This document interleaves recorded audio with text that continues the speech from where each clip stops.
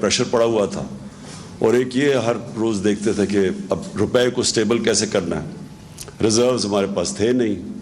باہر ملکوں نے یہ بالکل اسد نے بات ٹھیک کی کہ جو ہمارے دوست ملک تھے انہوں نے ہمیں بڑے مشکل وقت پہ انہوں نے ہماری مدد کی، جس سے تھوڑی سٹیبلٹی آئی. لیکن بڑا ایک ہر روز صبح پریشر ہوتا تھا کہ اب مارکیٹ کیا کہتی ہے کہ روپے اور اگر نیچے نہ گر جائے تو کیا کریں گے.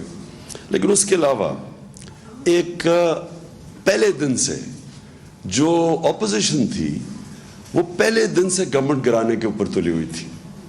تو جو ابھی اسد نے بھی بات کی کہ دیکھیں کبھی بھی آپ انویسٹمنٹ ایک ملک میں جس کی وجہ سے ویلتھ کریشن ہوتی ہے وہ آ ہی نہیں سکتی جب تک کہ پولیٹیکل انسرٹنٹی ہو.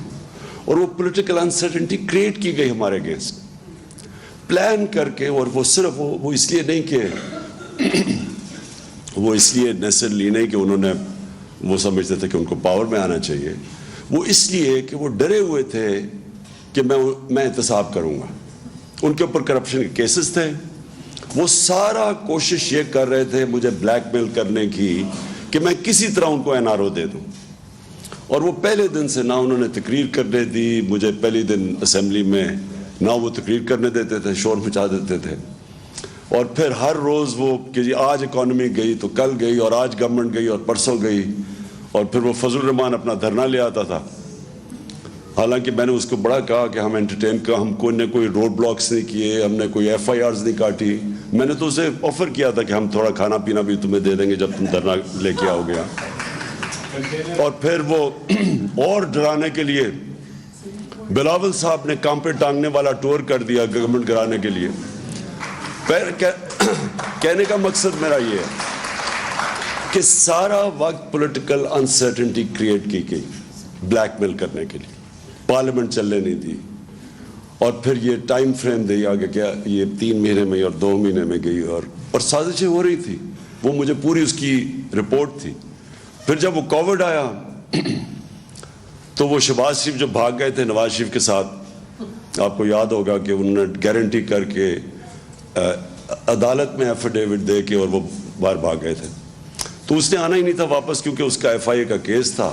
بیٹا پہلے بھاگ گیا تھا. ان کو پتا تھا کہ وہ اوپن اینڈ شٹ کیس ہے. جب کووڈ آیا تو ادھر بھی ایک اپرچونٹی نظر آ گئی کہ اگر عمران خان لاک ڈاؤن لگاتا ہے تو ویسے اکانومی بیٹھ جائے گی، لاک ڈاؤن نہیں نکالتا تو ہاسپٹل بھر جائیں گے.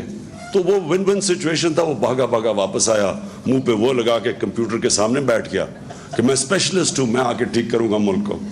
اور وہ خاقان عباسی نے اسٹیٹمنٹ بھی دی کہ شہباز شریف کو موقع دو، اس نے ڈینگی کے اندر بڑا اچھا کام کیا تھا. تو وہ ایک 3.5 سال کا بڑا انریچنگ ایکسپیرئنس تھا، کیونکہ اتنا چیلنجنگ تھا کہ اس کے اندر میں نے سیکھا بہت کچھ. تو اس میں اکانومی بھی تھوڑی بہت سیکھ گیا، کیونکہ ہر روز ہمارے پاس بیٹھنا پڑتا تھا ٹیم کے ساتھ کہ اب یہ کرائسس ہو گیا اور اب فلانا کرائسس ہے. تو میں جو چیز سمجھاؤں وہ یہ کہ ہم نے کبھی بھی اپنے ملک میں سوچا ہی نہیں ویلتھ کریشن کا ایکسپورٹس بڑھا کے. یہ ایسٹ ایشین ٹائیگرز ہمارے سامنے نکل گئے آگے. اور وہ مجھے یاد ہے ہر دوسرے دن آتا تھا کہ میں جی پاکستان کو ایشین ٹائیگر بنا دوں گا، کوئی کہتا تھا. لیکن ایشین ٹائیگر تو بنا تھا ایکسپورٹس بڑھا کے. اور پھر چائنا کی بھی ساری جو گروتھ دیکھی انہوں نے کانسنٹریٹ کر کے ایکسپورٹس بڑھائی تھی. مجھے یاد ہے مہاتر محمد سے میں 20 سال پہلے ملا تو وہ مجھے بتا رہے تھے کہ ہم نے باقاعدہ ایکسپورٹس بڑھانے کے لیے پہلے ہم نے الیکٹرانکس کی اس کو کاٹیج انڈسٹری بنایا. گھروں کے اندر ہم نے چھوٹے چھوٹے اسمبلی پلانٹس لگائے. ادھر سے پھر ہم نے ڈیولپ کر کے آہستہ آہستہ وہ $80 بلین کی ان کی پرائمری ایکسپورٹس تھی پہلے ربر یا ٹن کی، وہ ساری انہوں نے الیکٹرانکس کے پورا انہوں نے اپنی اکانومی اٹھا دی. یہاں کبھی کسی نے کوشش نہیں کی. اور خاص طور پہ یہ جو پچھلے 5 سال میں ہمارے آنے سے پہلے آپ ذرا دیکھیں تو صحیح وہ بھی گراف جو شوکت نے دکھایا، وہ ایکسپورٹ اسٹیگننٹ تھی. اور ایکسپورٹس اگر آپ کی بڑھ نہیں رہی تو ملک کا کیسے آگے بڑھ سکتا